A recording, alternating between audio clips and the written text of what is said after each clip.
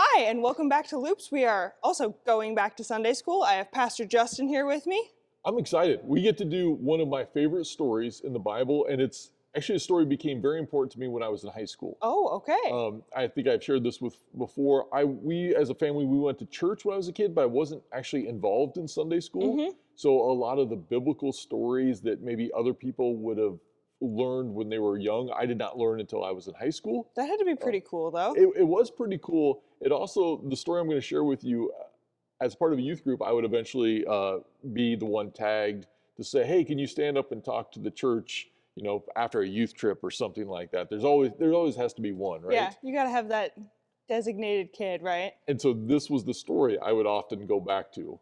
And it's funny now because I'm going to even talk about this, how I see this story differently now than I did when I was, 16, 17 years old. But it's Mm-hmm. the story of Peter. Okay.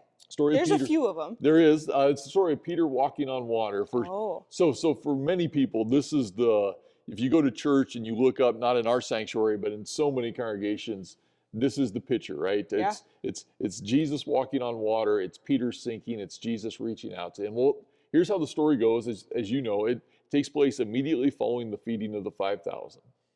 Jesus sends the disciples on ahead. He tells them to get in the boat, sail to the other side. The implication is that they're going to have a few days of R&R, right? They've been traveling with Jesus. They've seen all these things.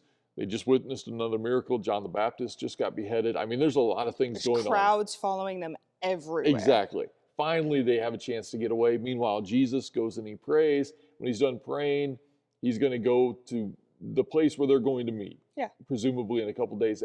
Except, as you probably know from high school math class, the shortest distance between 2 points is a Straight line. straight line. So Jesus starts walking in a straight line. Instead of walking along the shoreline, Jesus just walks on water. Meanwhile, the disciples who thought they were going on this little mini vacation, couple days to relax, We lost our teacher. yes, now all of a sudden they panic because there's Oh, this, shoot, he's there. yeah, well, and there's a big storm coming. Yeah. And so they're being tossed back and forth. And the fact that they're panicking and they're fishermen tells you it's probably a pretty big storm. Yeah. There's That- serious danger here. There's serious danger. And then they look up and they see what they think is a ghost, which, of course, when you're fearful for your life and you see a ghost, that's always a bad sign. Yeah, not great. Sure enough, they begin to shriek. The Bible doesn't tell us this, but I imagine it's like this high-pitched shriek. Yeah, this is like you're too scared to even contemplate what's coming out of your mouth. Exactly. And then Jesus says, "It is I, do not be afraid," which I think in Greek can also be translated, "Dudes, calm down. You're going to be just fine." I'm not a Greek scholar. I'm not either. Okay. Maybe a stretch, but Okay, we'll go with it. okay. And Peter responds, "Hey, Jesus, if it's really you, call me to come out on the Yeah. water."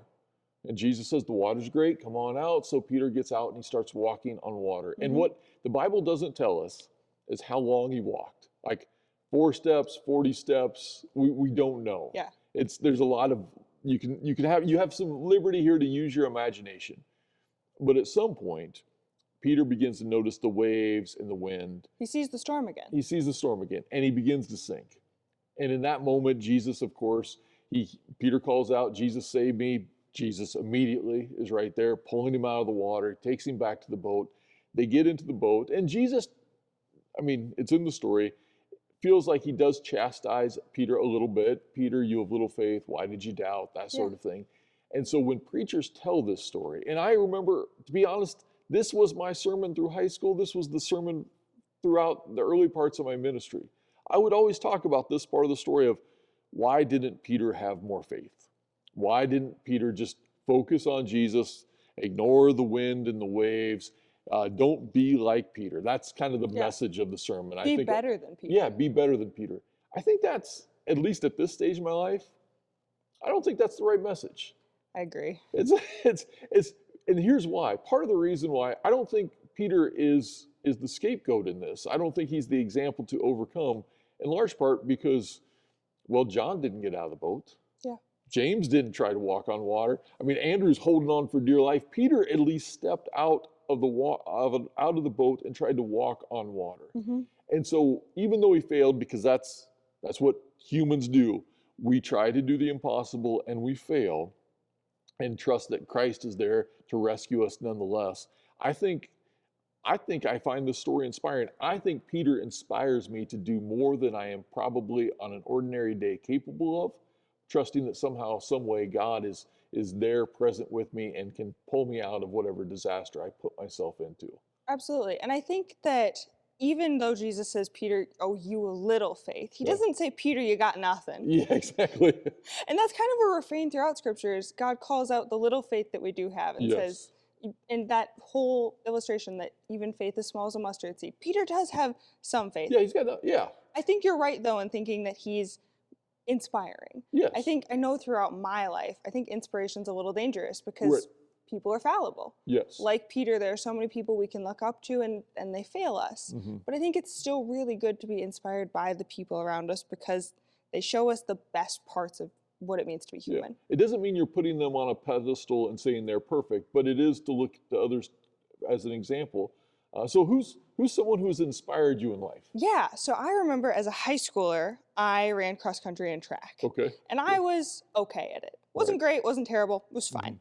And while I was doing all of that, there was a girl running with me who was stupidly fast. Okay. I'm not talking like even pretty quick, like she was a national champion in college. Okay. Her name is Emmy, and I remember towing up to the start line for the 2 mile, and my goal was to not get lapped twice. Okay. That's so 8 laps, generally speaking, she would do 8 in the time it took you to do 7. All right. And a half. 7. Okay. But I bring Emmy up as a point of inspiration, not because she was fast. That was really cool. Yeah. And still very true. But because she was so kind. She could tow up to pretty much any starting line at any race we went to, and she knew she was going to win. Yeah. And yet she was still humble enough at the beginning to be nervous about it Okay. and to talk to everybody around her. That is cool. And so that kindness and that humility is something that throughout high school I found really, really inspiring because she was just such a cool person to talk to and be around. Especially in high school, because when you are great at something in high school, whether it's sports or music or something, you can be pretty arrogant. Oh, it's very easy to and get you can get cocky. away with it. Yeah. Yeah. But to say, no, I'm going to be humble. Everyone understands how gifted I am, and I'm still going to be a kind person. That is inspiring. Yeah, and it was really cool to watch and to get to be a part of that relationship and those conversations because that's an inspiration. Yeah. Well, now this is fun for us, but now it's time for you to talk about people in your life who've inspired you. And obviously you can turn to people in scripture, but we also want you to reflect on your own life of who are been the people in your life who've inspired you to be a kinder, more loving, more gracious person. Go chat. Have fun. Thanks.